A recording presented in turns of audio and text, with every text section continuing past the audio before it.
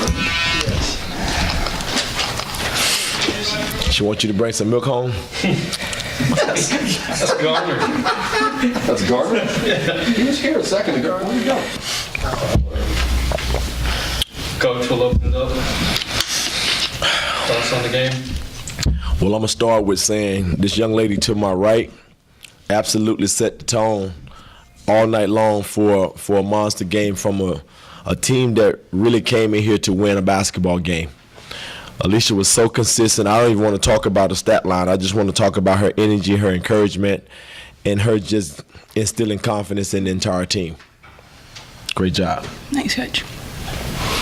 All right, we won't talk about her stat line. We can. 6 double-double and her career highs in assists and blocks and steals. What else do you want to see from her going forward? Start coaching.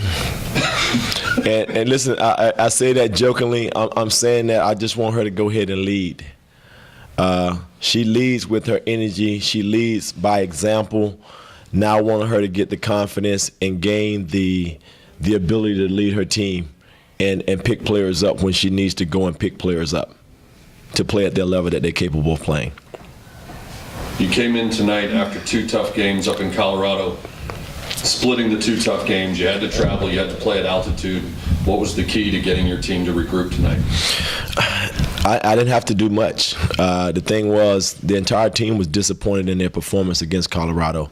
I think they know they were playing a really good team, and they wanted to see where the level was. And they didn't play well. I let them know that I wasn't happy with the way that they played. And I don't want to say Colorado came out and bullied them, but they came out to test their physicality and how mentally we were prepared to play 2 games back-to-back on their floor. And they won that battle. And any team that loses, it just shows that we had to bounce back really quick against the game North Texas team tonight. Alicia, 2 games in Colorado, back-to-back, tough games at altitude. How did you feel physically? Did the altitude take any toll on you and your teammates? I mean, maybe a little bit, but I think it's more a mental thing. I think that we maybe were a little bit tired the second game, but we didn't come out and play right. Like, we can't use that as an excuse. Like, we didn't. I think if we played the exact same game but right here and we played like the way we did, it still would have been the same result. So we can't use that as an excuse. Tonight you have a 5-point lead at halftime. North Texas closes the gap to tie it, and then you start to pull away late in the third, and then did pull away in the fourth. What changed both negatively and then positively in the third quarter tonight? Well, it's a game of runs. We've been practicing all week about seeing if we can get 3 consecutive stops in a row, correct? Yeah.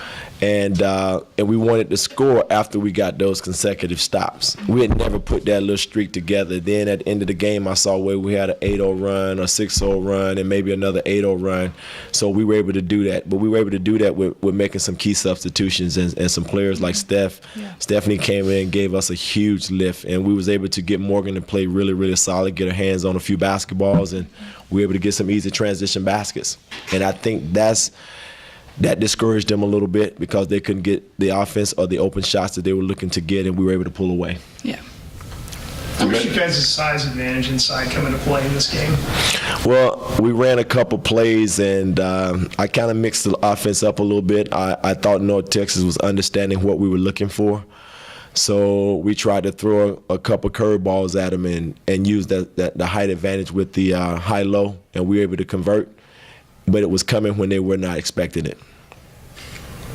I was going to ask about the high-low passing. Was that specifically because of the matchups against North Texas, or is that something that you're trying to add more and more to your offense against everybody?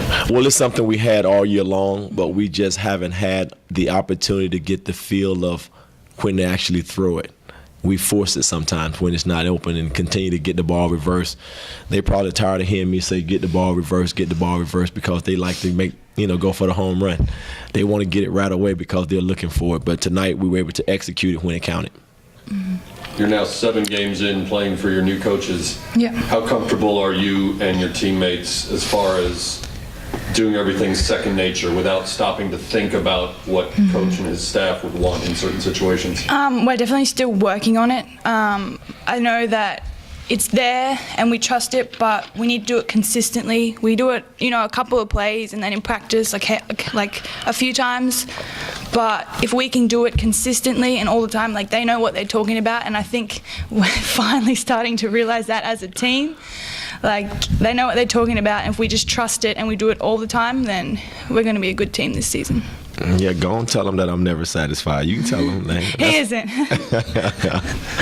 This is your first time in the North Texas SMU rivalry, which stretches back a long time. Is this an important one for your guys' program as you start out in your tenures as head coach? Absolutely. I mean, there's such a close proximity from their school, from our school. These kids play in the summertime.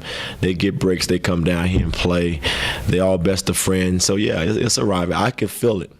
Our kids was extremely excited about this game, and I didn't know how it was going to turn out. I just didn't want to go out there and be too chatty and with their friends. I wanted them to be chatty after the game. I wanted this win as if I had been in this rival for quite some time. Was it kind of fun to see Jaylee on the other sideline after you spent 3 years down there with her? She talked about yeah. She, after a shoot around, she came up to my office and, we hugged, and she said she had to come by and see me.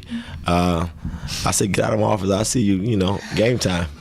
We joked and we laughed a little bit, but it was fun to see her, but it was more fun to beat her.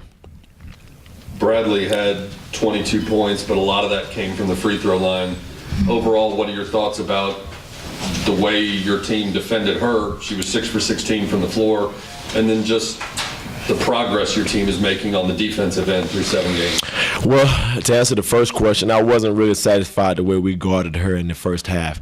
She was the one that had all the points in the first half, and I mean, she stayed pretty consistent, but I think we were able to get the percentage down. So she was able to miss quite a few shots in the second half, and Morgan did a tremendous job on it in the second half. Now you go back on the road and you go back to altitude at Albuquerque. Anything you learned or anything you did playing in Boulder that you can take to Albuquerque in terms of adjustments to try to, keep your legs better? Or Hey, I learned a lot. I learned we can play the game a little bit more efficiently, execute a lot better. I just hope they learned it. No, it's not necessarily the altitude. It's the state of mind. I think they're all in pretty good shape. It's just a matter of playing efficiently and not wasting energy. Yeah. Definitely not turning the ball over. I'm sorry. Yeah, no, you're right. I think we're just learning each game and hopefully we grow. So even though if it is at altitude or whatever, that's not going to affect us. We're going to look back and see what we are able to do. But then we're going to look back in games like Colorado and be like, we can't let that happen again. So hopefully we learn from every game and we take that to New Mexico.